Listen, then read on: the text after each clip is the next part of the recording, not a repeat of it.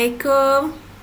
Assalamualaikum warahmatullahi wabarakatuh dan selamat sejahtera. Hai guys, kita jumpa lagi dalam subjek teknologi maklumat dan komputer untuk tahun 6. Okay, Ustazah harap murid-murid semua boleh lihat buku teks muka surat 5. Buku teks TMK muka surat 5. Okey, sebelum kita mulakan kelas kita pada hari ini,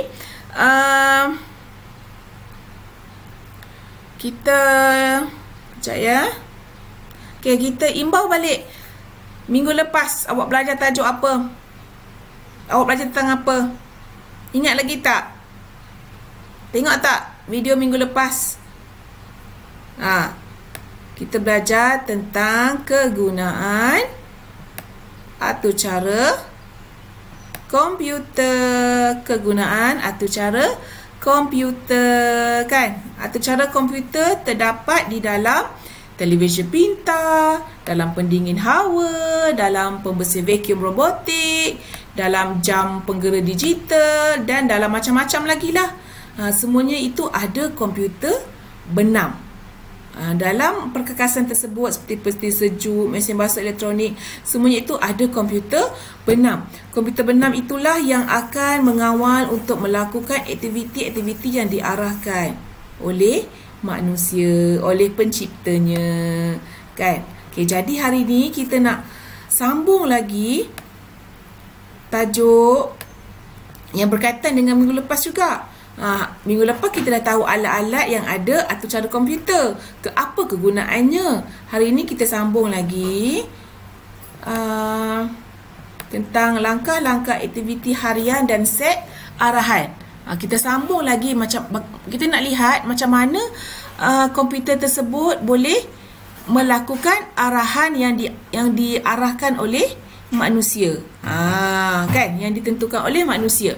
Tapi hari ini kita hubungkan arahan tersebut, arahan dalam komputer itu, kita lihat ada tak persamaan dalam aktiviti harian kita.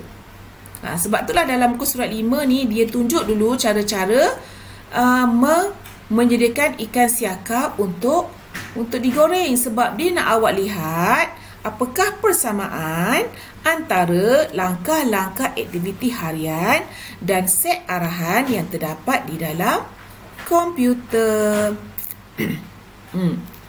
Sebab langkah-langkah aktiviti harian, apa yang kita lakukan setiap hari itu adalah mengikut langkah-langkah. Mesti ikut langkah dia.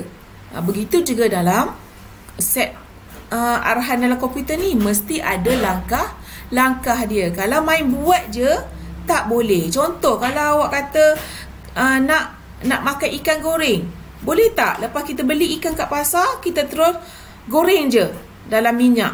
Boleh? Tak boleh, kan? Dia mesti ada langkah-langkah dia, langkah-langkah yang perlu kita lakukan untuk membuat ikan goreng. Okey, mari kita lihat ni perbualan antara ibu dan anak dia.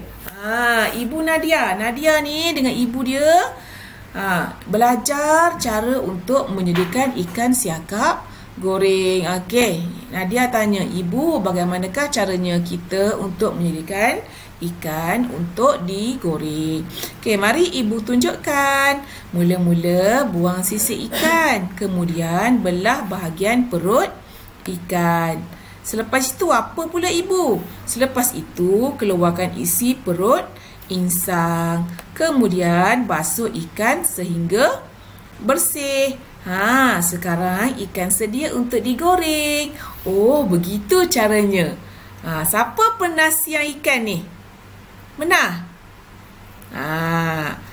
Ada cara-cara dia, kan? Tak boleh main buat je. Okey.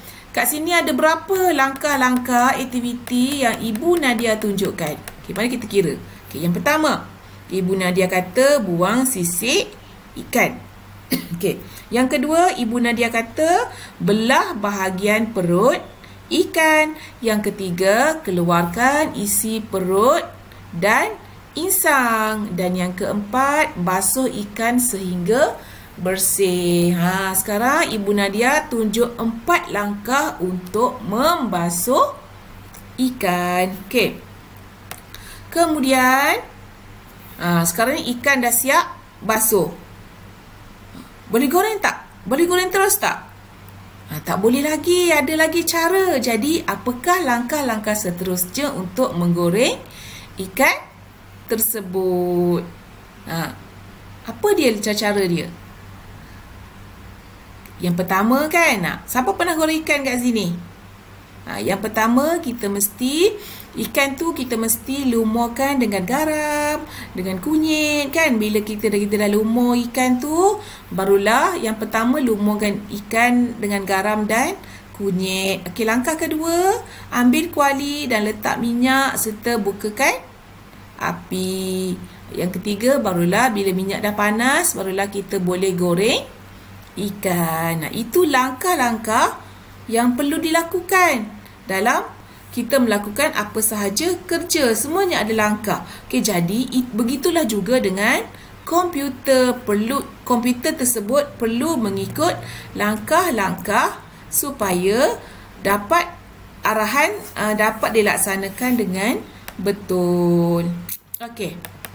Sekarang mari kita lihat pula langkah-langkah yang terdapat dalam mesin minuman layan diri. Okay, Najmi ingin membeli minuman panas daripada mesin minuman layan diri. Carta berikut menunjukkan langkah-langkah yang dilaksanakan oleh Najmi. Kat sini ada saya rasa ada 5 langkah. 5 langkah yang perlu Najmi lakukan untuk membeli minuman di mesin layan diri. Okay, yang pertama, Najmi mesti masukkan duit berdasarkan harga minuman. Kemudian Najmi perlu buat pilihan jenis minuman. Itu langkah kedua. Langkah ketiga, Najmi mesti tekan butang minuman pilihan. Langkah keempat, Najmi perlu tunggu sehingga air selesai dituang dan kemudian barulah Najmi boleh ambil minuman. Itu langkah-langkah yang perlu dilakukan oleh Najmi. Selain langkah yang perlu Najmi lakukan, ada juga langkah yang perlu mesin tersebut lakukan. Okey.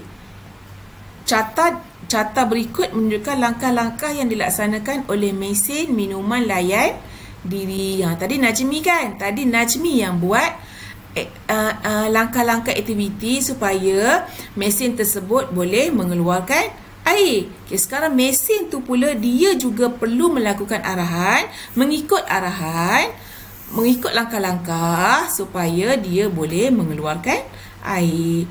Yang pertama, mesin tersebut terima duit. Yang kedua, nyatakan jenis minuman yang boleh dibeli berdasarkan jumlah duit yang dimasukkan. Kemudian mesin terima arahan pilihan jenis minuman.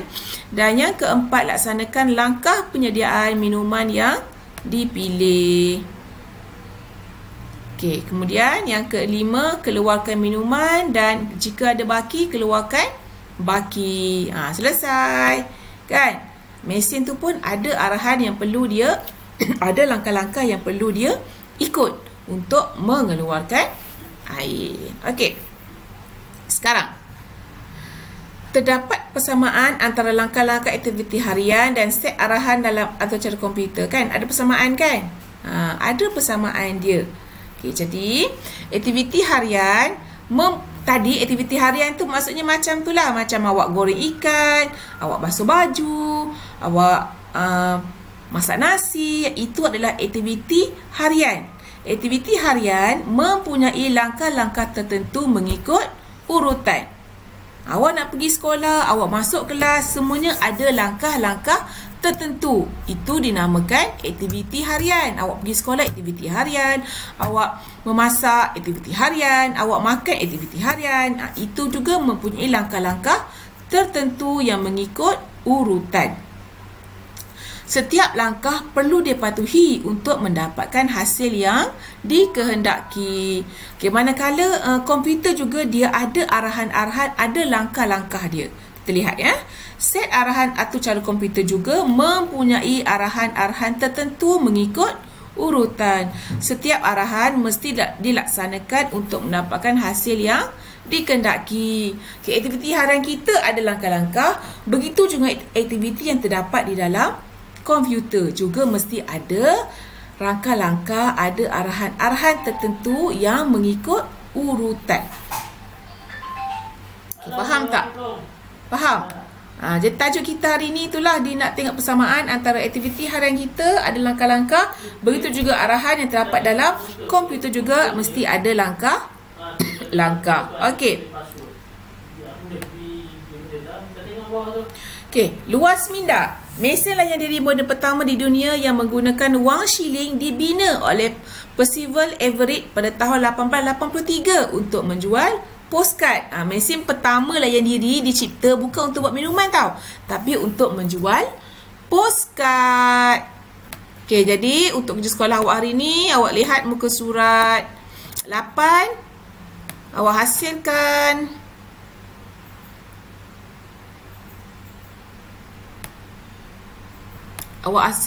Awak buat ni cekat folio ni. Awak buat muka surat 8 ni A. Awak buat langkah A, kerja A dan kerja B.